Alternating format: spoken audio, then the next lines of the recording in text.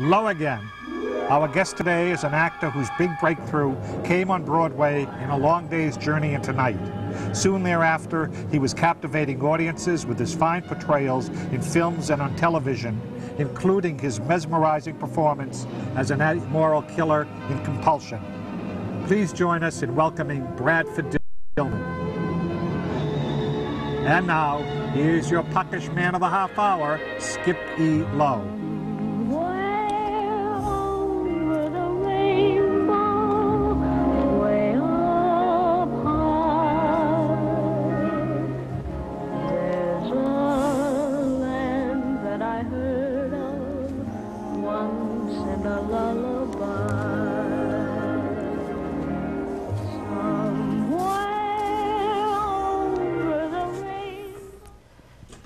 You know, living in Hollywood is like, you know, I've been here since I was a kid.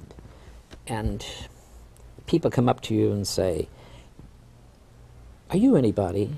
Are you someone? Are you? You know, a lot of people are stars, and they still going around, and people are saying, hey, who is that? Who is that? I wonder.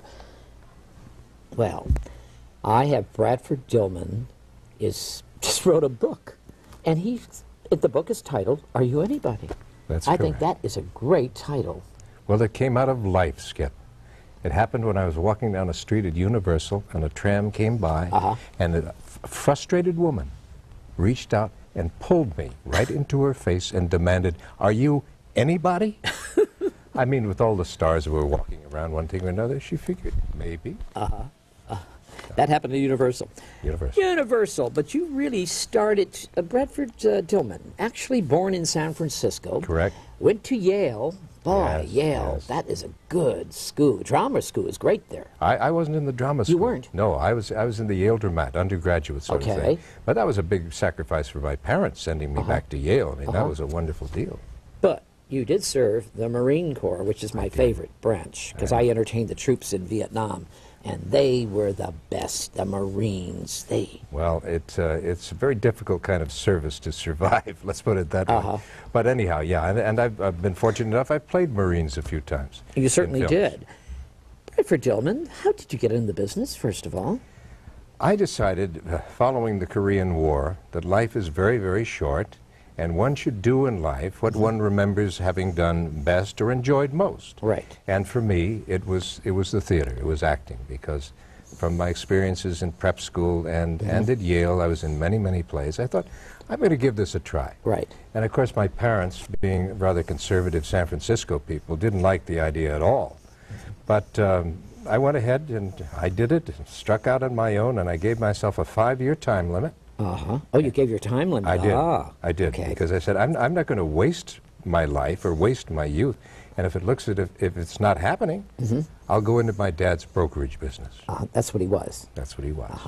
But fortunately, things took a good turn. So theater, you studied in New York, did you? Yes, I did. Strasberg Institute? Or no, I studied, well, Strasberg, yes, but it was the Actors Studio. Actors Studio, yes. Which was a very competitive place to get in those days. They had hundreds of actors and actresses who auditioned, and they only took maybe 6 a year.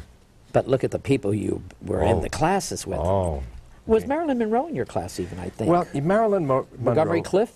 No, Montgomery Clift would have been earlier. And Marilyn Monroe, she came in later, and at a time when Lee Strasberg was allowing stars and starlets to come in to audit, you see. Yes. And the studio became a different place then. But I did see her there, yes.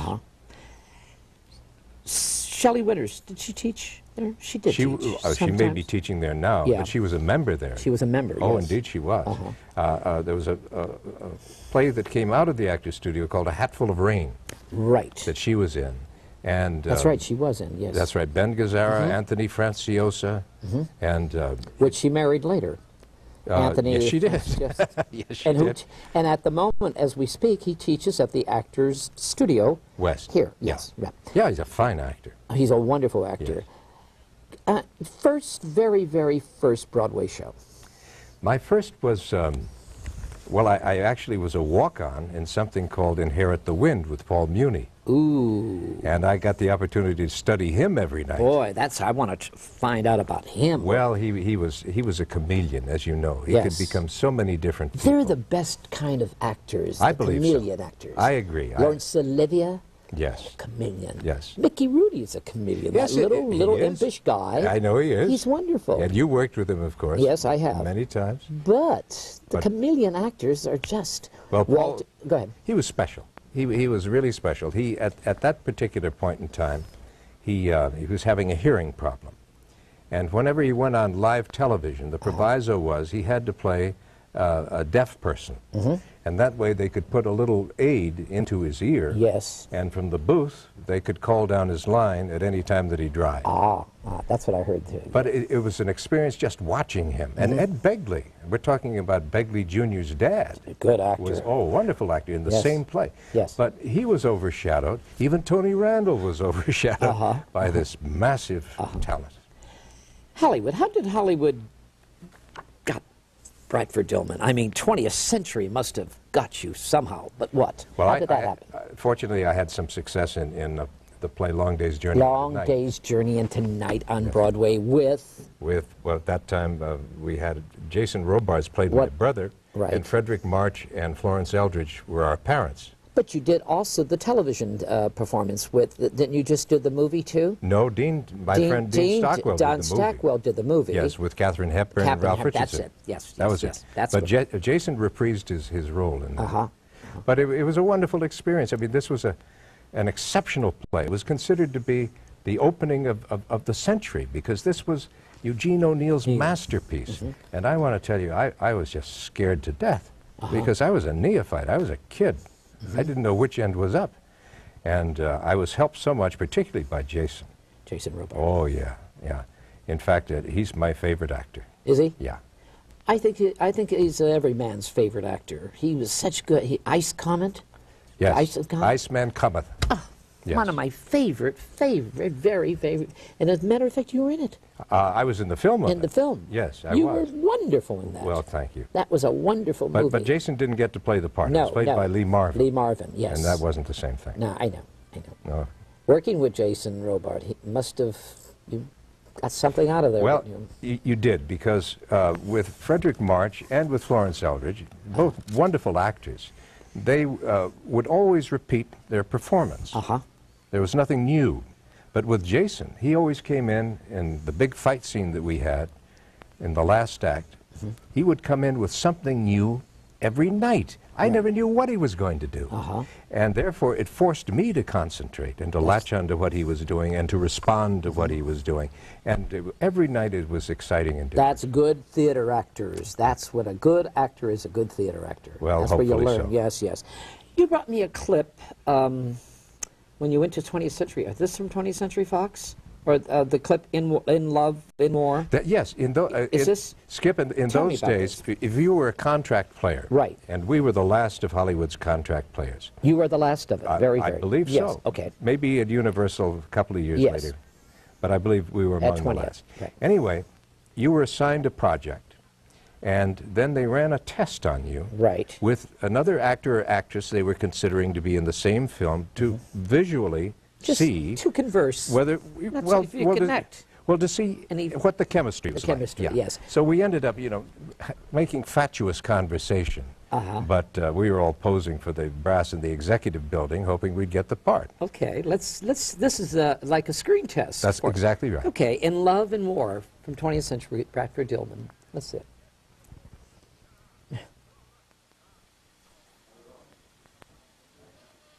One.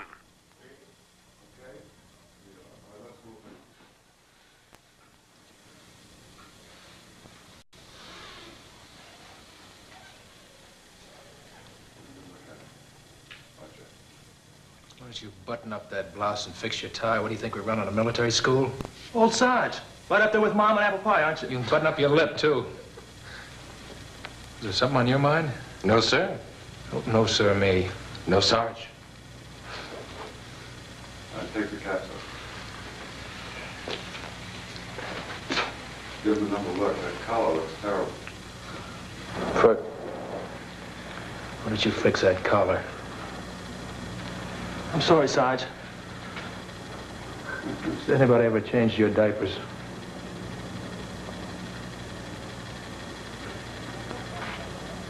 This is gonna be good. I know Adler's gonna rock. Right now.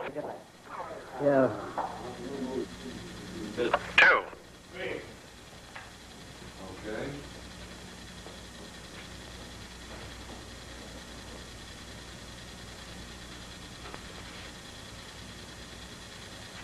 See, I'd just like to explain about this scar. Ben and I got a little frustrated this morning, so he belted me with a broken bottle. Should heal by sometime next week and not be quite as obvious. I like that last flip of the eye. Just another look from the sky with a smile. Smile with it. That's how you go like that. Just a little bit more.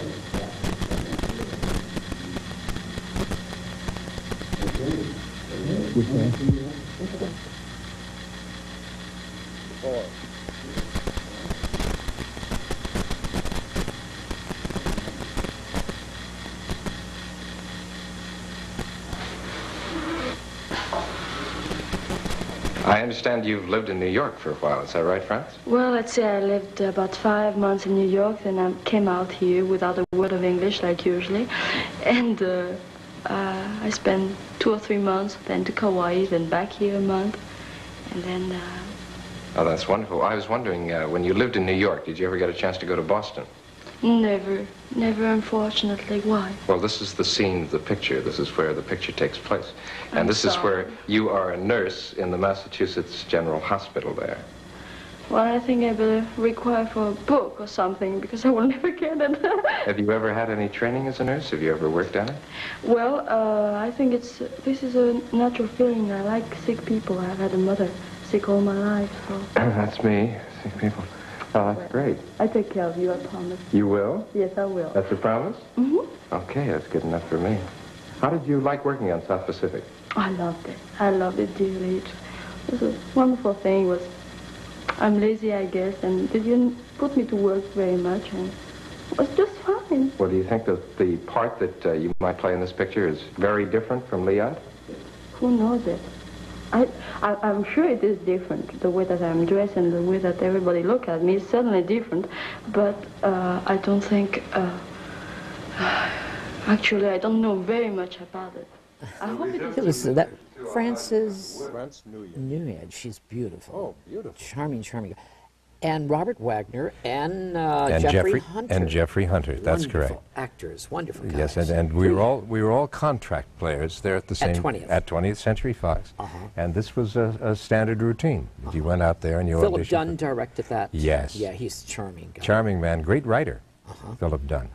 But anyway, France, of course, went on and had a nice career. He certainly did. And R.J., Bobby Wagner, went on eventually to Heart to Heart.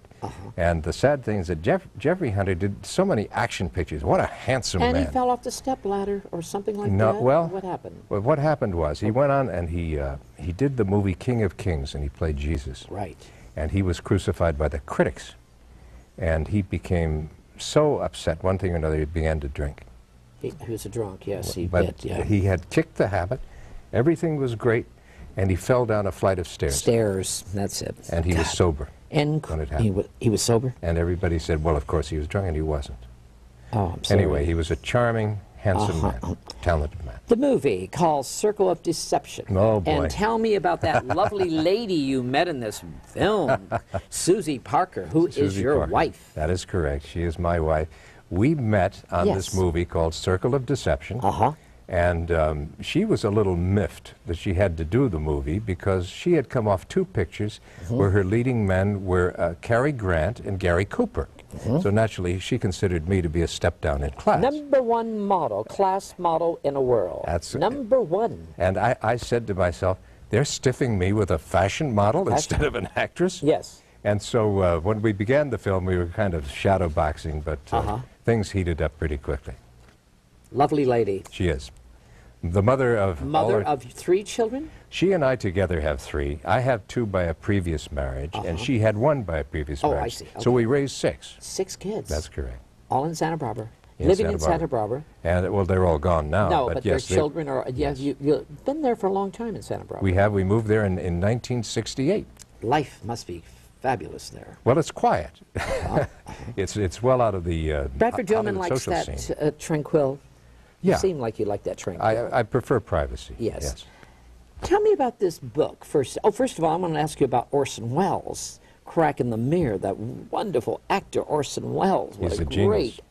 That word, genius. He was. He was a genius.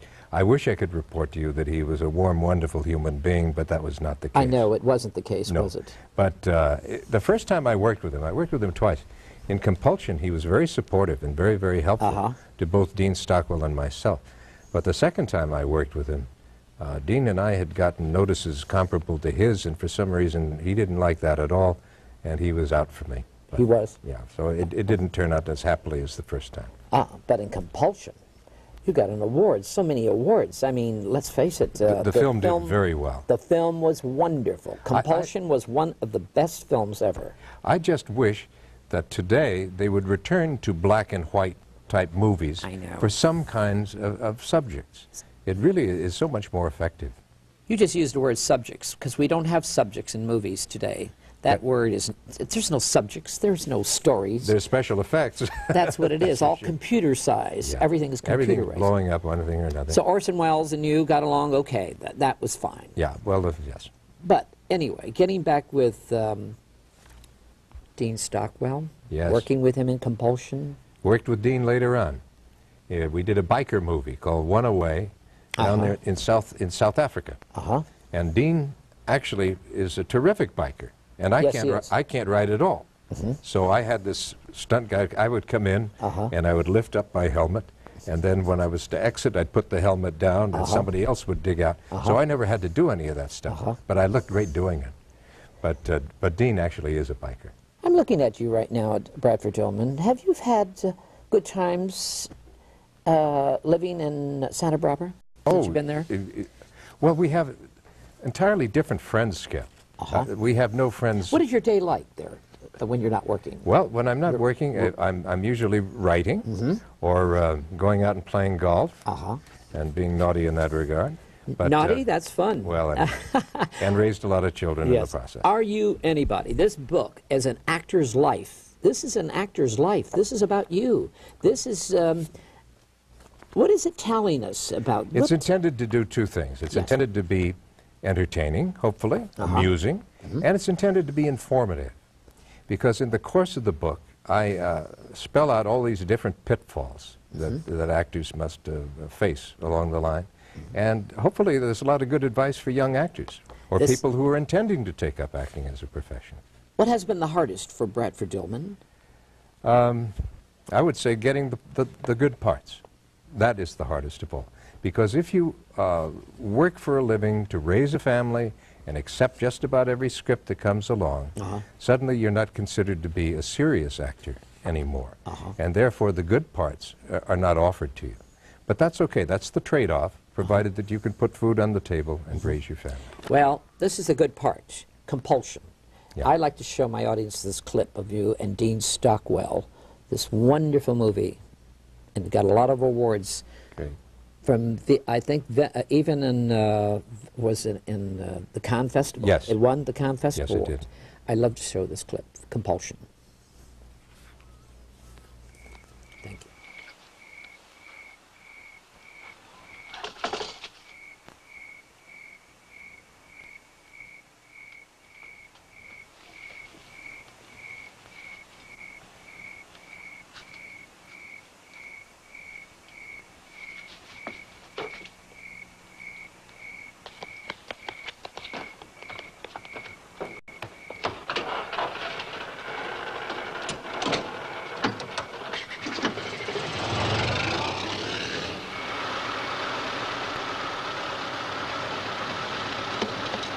To the perfect crime.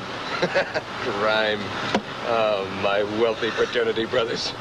$67 and a second-hand typewriter. I told you to leave it alone. No, you were so scared you froze to it. It was the first time, Marty. The next time it'll be all right. If there is a next time. And we made the deal, you said you could take orders. You said you wanted me to command you. I do. As long as you keep your part of the agreement.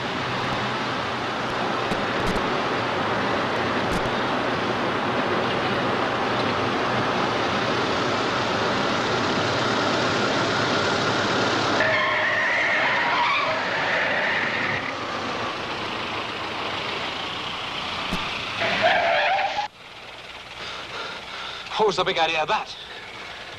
There was a man in the road. You didn't even see him. Yes, I did. Take it easy, Artie. You'll get us stuck. Hey! All right. Come back here. You drive.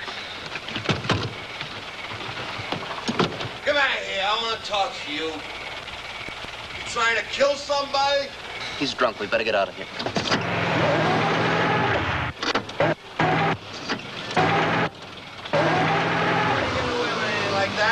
Wait a minute. Stop. You're smart, don't you? What? That way. Hey, come back here. I'll show you who's smart. He's asking for it. Give it to him.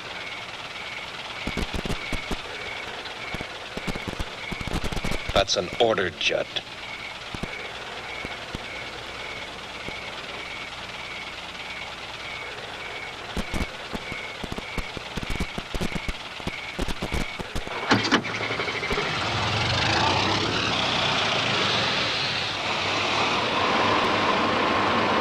Faster.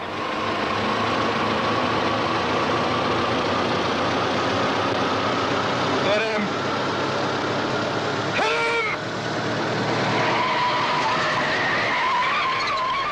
him! Wow.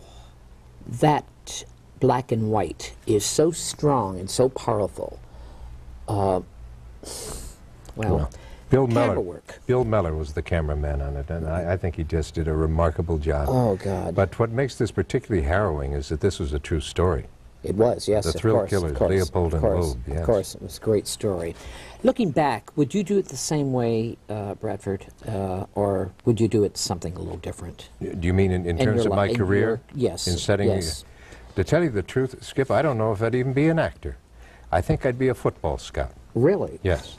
You asked me what I do with my spare time. I scout college players. College for players. the That's pros. what you do in San Francisco. Really? I Yes. didn't know that. Yes. How interesting. I go up there every draft day, and I have my sleeper and do all the rest of that. And you scout for football players for San Francisco. Cisco. How interesting. Well, it's wonderful. It's very important, as I point out in the book. If you're an actor taking this up, you had better have something you care just as passionately about as you do acting. And that way you may not be aware the phone hasn't rung. Give me 3 words to describe Bradford Dillman. You know, when I think of Bradford Dillman, I want to tell you, go ahead. Give me 3 words. Well, that's interesting. I would like to think amusing. That's I would like interesting. to think family man.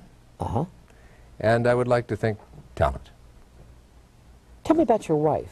Oh, she's must be. oh, she's beautiful. She's so bubbly, and you're so conservative. It's so Brooks Brothers. Well, not as Brooks Brothers as you would think. She Okay. can tell you about that. Okay. No, I'm no fashion plate, that's for darn sure. But we've had a wonderful marriage. We've been together since 1960. And we've raised all What of these makes it children. so wonderful, Bradford, that your marriage so long? And Well, I think 2 reasons. Yeah. First of all, we share a sense of humor. That's and it's very important Yes, for yes. one person to be able to back down in True. the course of an argument.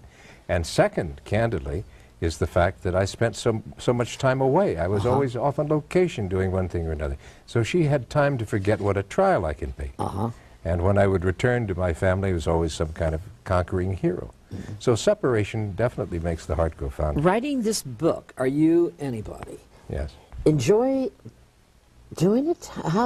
How did you start doing this book? What did you, where did it all, Well, it all came about. from this woman I know, or whatever, go ahead. It all came about because I would tell stories at different dinners and one thing or another about what a wacko profession the acting profession is, and somebody said, why don't you write some of them down? And so all of these war stories, that are in Yes, here have come out of that, because it comes out of 44 years of having done this, and and having very, very amusing, entertaining experiences mixed in with the frustrating experiences. So you would say that Bradford Dillman has had a good time? I've had a great time. How about your children? What are they doing? I have only one who has taken up the profession. She's very talented and she's very beautiful and all of that. But so far she has not had luck. And if you don't have luck to go along with talent, it just isn't going to happen. You believe that very much so. Very much. You believe you must have that that certain thing. It's called luck. You must if you have. Don't, and if you, I mean, you can't help it along a little. You do help it along with. Well, you know. I find, for example, I have worked primarily for directors I've worked with before. Now, for me to be signed by a new director is almost an impossible task. Particularly since the filmmakers today are very young, and they don't know anything about me or what I've done in the past, and so you're back to square one. You're back to what you were in your early 20s, going into these casting offices. They're all young girls, 20 years old. They don't know any, that's true. They don't even know Shelley Winters. What? No, they don't. She had to go home and get her Oscar and place it on the desk and say, this is what I've done. They always say, what have you done? I believe that, sure. It is incredible, these young little kids. They don't know. Well, they run the business now, like it or not. And if you don't like it, get out of the business. What has been what's your favorite film that you've done? I would say The Iceman Cometh. I had the opportunity. That was, of course, another O'Neill masterwork. Yes. And I got to play the part of Willie Oban, who's the drunken lawyer. Right. Of course, they're all drunks and derelicts. Derelicts and O'Neills. Yeah, right. Sure. Strong. But I would say that... Was he a drinker, O'Neill? Oh, yes. He was a drinker, yes, so he was, yeah. Sure. And he was married to a former actress named Carlotta Monterey. Yes. And she was a tiny little person. And she had this erect, kind of regal carriage. And... obviously was a great beauty in her time, but her relationship with him was volatile. She would tell stories about how she would punish him for having different transgressions and so on, and really stuff that got your heart started. They had a stormy relationship. But he could not have been an easy man to live with, let's face it. Orson Welles, any good stories you can share with me for my audience? I love Orson Welles. I interviewed him with Joseph Cotton, too. I love Joseph Cotton. Oh, what a gentleman. Oh, and his wife, Patricia gentleman. Medina. Oh, wonderful. Yes, he was. He was Southern. He was charming, charming. I will tell you a story. It's not my story. It's Darryl Zanuck's story. Okay. But it's typical of Orson Welles. Orson always had a chip on his shoulder because he felt that he was treated unjustly by the Hollywood community, because people just didn't want to invest money in him anymore. But he was treated unjustly at the... Well, he certainly thought so. Yeah, okay. And there was one producer, I can't think of his name, but Welles could do a whole 15-minute number. You hear the man's name, he's going on that SOB, you know, blah, blah, blah, blah, and how much he hated him, and if he ever saw the guy, you know, how he would punch the swine, all of this. So one night, he and Zanuck in Paris are in this restaurant. And a note comes over, and it's from this very man. And he says, "Dear Mr. Zanuck, I never had the opportunity of meeting you in Hollywood. Would you come to my table and have a drink?" And Zanuck shows this to Orson Welles, and he says, "I'll take care of him for you." And he goes over, and the man stands up, and he says, "Mr. Zanuck." And Zanuck reaches in and picks up a bottle of champagne out of the cooler and pours it over the guy's head. Oops. Turns around, and he looks to Welles for applause. Welles has vacated the restaurant. He's nowhere to be found. In other words, all talk. All talk, yeah. Big coward. Isn't that amazing? But a gift, let's face it. Katharine Hepburn. I have never worked with Katharine Hepburn, but boy, am I a fan of hers. Great. I worked with Henry Fonda, who was with her on Golden Pond. That's right. Tell me about Henry Fonda. Yes, you did. You worked with Henry and I worked with Jane. And Jane. That's right. Jane and I were in a play, a misnomer called The Fun Couple, that opened and closed in 2 nights. In New York.